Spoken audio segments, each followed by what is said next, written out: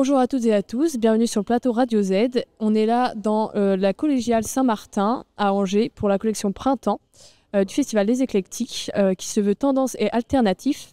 Je suis accompagnée de Romane et on est ici pour discuter avec Solane. Salut. Salut. Donc Solane, tu as sorti ton premier EP intitulé Monstrueuse cette année. Et est-ce que tu peux nous parler un peu de ton parcours, ce qui t'a donné envie d'écrire tes chansons et de les interpréter? J'ai toujours un petit peu écrit. J'ai commencé par du théâtre parce que mes parents sont dans ce milieu-là. Et comme plein de monde, j'écoutais beaucoup de musique. Et au bout d'un moment, je me suis dit que ce serait intéressant de m'essayer moi-même à tout ça. Et ça a pris pendant le confinement. Sur ton compte Instagram, tu fais plusieurs covers avec des styles très éclectiques, différents du rap comme Damso. Pour être honnête, je sais pas faire autrement. Ma haine n'a pas su cicatriser. La musique, je l'aimais jusqu'à ce que je sois dedans. Qu'on travers veulent me faire signer. Personne t'aimera comme moi, m'a dit maman. Si ce n'est le joint que je vais rouler, qui me fera oublier mes chances de... Ou encore la berceuse dans Asir Asmar. Ah, incroyable. Genre. Voilà. Et est-ce que tu as des artistes qui t'inspirent et qui te guident dans ton processus musical? Oui, définitivement. Barbara, forcément, m'a beaucoup suivie dans tout ce que j'ai découvert, même si je ne l'ai pas découvert super tôt non plus. Hozier pour tout ce qui est un petit peu légende et le côté folk. Tamino, Fiona Apple. This Is beaucoup aussi. Ouais, je suis beaucoup celle-là. Voilà. Et c'est quoi, genre, ton lien avec Asir Asmar? Personnellement, c'est un de mes... Michel Oslo, je crois qu'il a jamais raté quelque chose. Enfin, j'ai pas vu le tout dernier, mais il y a tellement de poésie à chaque fois. Et puis j'avais un peu un souvenir de Azur et Asmar. C'est pas très beau parce que c'était un peu le début de l'animation, mais en fait c'est sublime et la musique et les paroles et tout, c'est incroyable.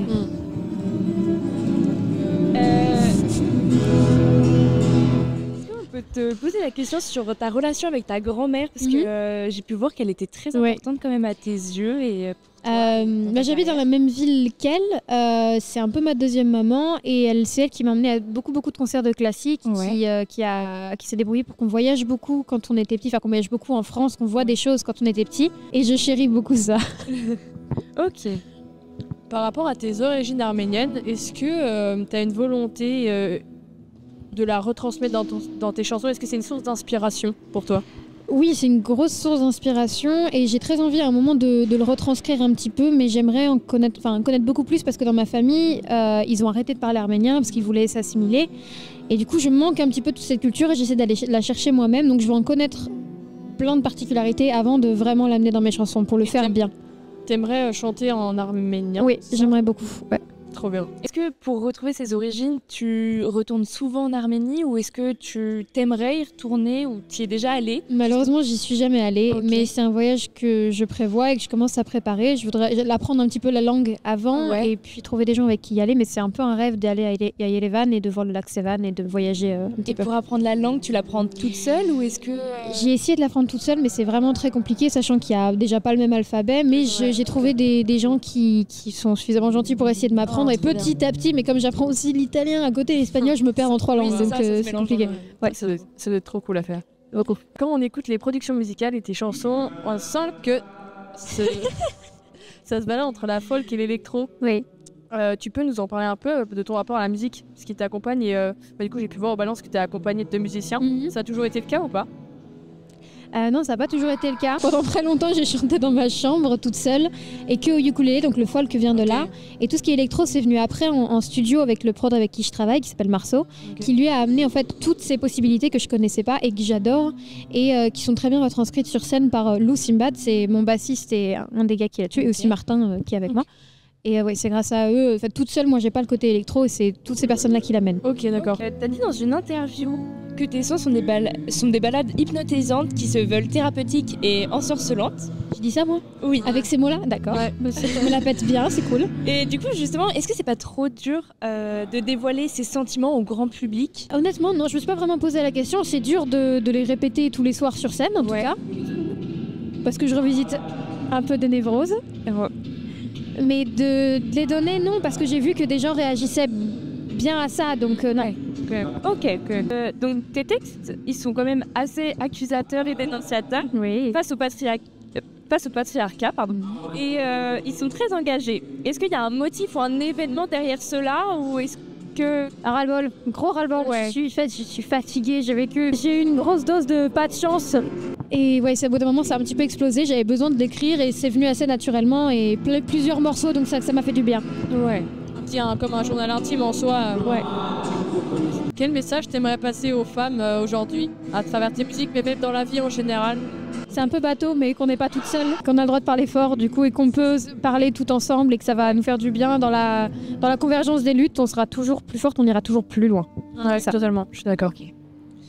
On sait que tu postes beaucoup sur Instagram et TikTok et des reprises ainsi que tes propres chansons.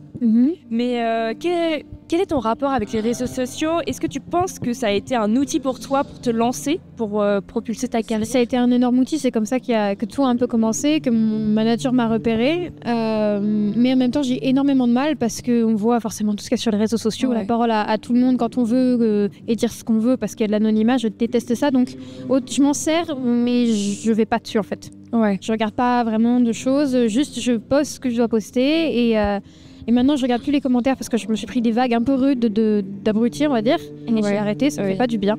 Donc c'est un outil, très littéralement. Juste c'est un outil, mais tu vas pas être accro aux réseaux sociaux, justement. Tu restes quand même assez en surface des réseaux sociaux. Ouais, je m'éloigne. C'est pour voir à peu près un petit peu mes amis et sinon c'est... Ouais, ça en reste là. Tu te mets des limites avec les réseaux sociaux. T'as une volonté un peu ou pas de faire des plus grosses scènes, de devenir... de faire des plus grosses scènes? Tu veux juste faire des petites scènes par-ci par-là? Moi, j'ai envie de toujours évoluer, mais j'ai réalisé que je préférais les petites scènes, les trucs plus intimistes. Mais après, c'est toujours une expérience. Je dis juste que c'est plus facile de voir le public et de parler, pas de parler, mais d'avoir une communication, d'avoir un lien quand tu le vois plus proche que quand tu te retrouves à un zénith devant 7000 personnes. C'est pas le même. C'est pas le même. Beaucoup te connaissent sous le nom de la fille avec les ronds sous les yeux. Oui. Je pense que c'est une question qui est récurrente. On te pose souvent la question. Ça va, pas si souvent en vrai.